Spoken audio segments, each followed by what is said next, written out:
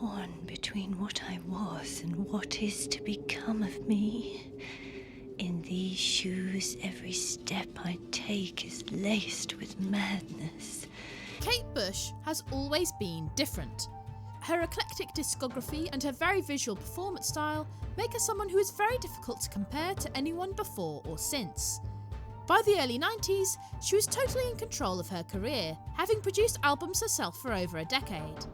As her discography had a long precedent of storytelling, it is perhaps surprising that it wasn't until 1993 before she decided to tackle a short film, especially as she had directed or co-directed several of her previous music videos. The Lion, the Cross and the Curve is a 40-minute long-form music video directed by Kate Bush, showcasing 6 songs from her latest album, The Red Shoes. It premiered at the London Film Festival on the 13th of November 1993 and was screened immediately after a little half-hour short from the British animation studio, Aardman. Don't worry, Gromit! I'm right behind you! I'd also like to say what a hard act that film is. It was fantastic. Whilst she said that she valued the experience, she later called the film a load of bollocks. Is that a fair assessment? It's partially inspired by the 1948 film The Red Shoes, a drama about a ballet production of the Hans Christian Andersen story of the same name. I haven't seen the former, but I have read the latter, and its only similarity to this short is the titular cursed footwear. It follows Bush, as presumably herself, who encounters a mystical Irish ballet dancer, played by Miranda Richardson. She asks for help to get home by drawing a line, a cross and a curve, offering her beautiful red ballet shoes in return. They bind themselves to her feet and she can't stop dancing. A mysterious man in the world of the mirror tells her that she needs to sing her way back through the symbols to get home.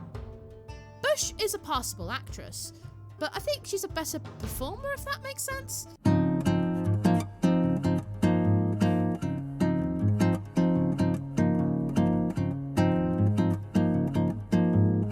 What the hell is going on?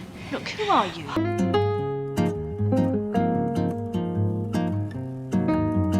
It contrasts a bit with Miranda Richardson's performance. Speaking of Richardson, needless to say, she ate. As is so often the case, she is just having so much fun that she's a delight to watch. Do you have a path? No. Do you have a heart? I don't think so, do you?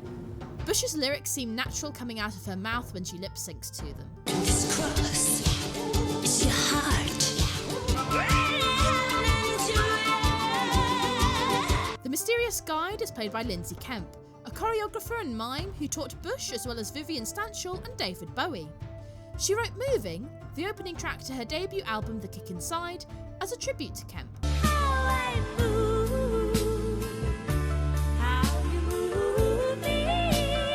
He's wonderful in this, skirting the smiling line between friendly and creepy. It's really happening to you. It's really happening to you. It's really happening to you. By the way, I don't know if it's just me, but the audio for the dialogue in this seems to be too quiet, like it hasn't been mixed quite right. I've got it started, but I can't turn it off. Do you think of my dancing? Not like that, you're not. I can't hear you. Anyway, the songs featured here are Rubberband Girl, And So Is Love, The Red Shoes, Lily, Moments of Pleasure and Eat the Music. The film opens with her dancing to Rubberband Girl in her dance studio. It's not the kind of ethereal stuff that I'm more familiar with from her, but it's still definitely unusual.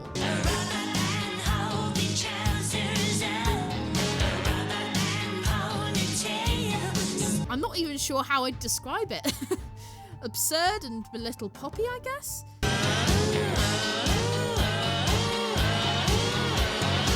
I do like it though, and the choreography is very good. What? Peter Richardson from the comic strip? What are you doing here? Why are you dressed as the drummer from Coming Up by Paul McCartney? There's a power cut and everyone except Kate leaves. She sings And So Is Love alone in her studio as she lights candles. This is a nice, slow, slightly ethereal ballad. I love you more once Richardson's character, no, the other Richardson, tricks Kate, we get the album's title song, which is my personal favourite. The folk influence works really well with the fantastical story. There's a wonderful sense of mythical delirium to it that fits the story it tells like a glove. It's also my favourite song sequence with her going through the mirror into hell. I really love the costumes too, especially Richardson's one. The mysterious guy takes her to Lily, who the next song is named after, who is an elderly psychic or a spirit guide or something. And she said, child, you must protect yourself. This is where she has to sing the line, which symbolises her path, summoning angels to protect her.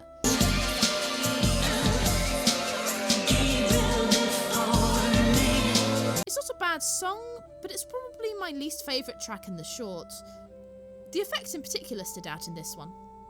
Moments of Pleasure is about Bush recollecting memories of her loved ones who have died to sing back the cross, which symbolises her heart.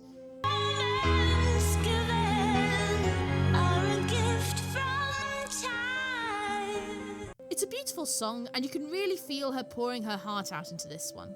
Hey there, Michael, do you really love me? Fun fact, Michael Carmen arranged and conducted the orchestral part of this song, and he composed the soundtrack to Robin Hood, Prince of Thieves.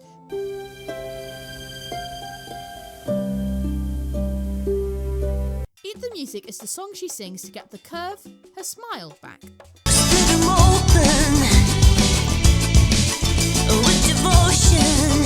This was heavily inspired by Madagascar music and has Madagascar musician Justin Valley on it playing the valiha and kabossi. I apologise, I have no idea if I'm saying those right. It looks like this song didn't get a great critical reception at the time, which is a shame. I rather like it. I can't help but complain about the food waste though. I love the stuff with the ribbons at the beginning. All of these songs, with the exception of Lily, were released as separate videos, with all of them appearing on Kate Bush's official YouTube channel with the exception of the Red Shoes. Which is a shame, because that's my favourite song of the lot.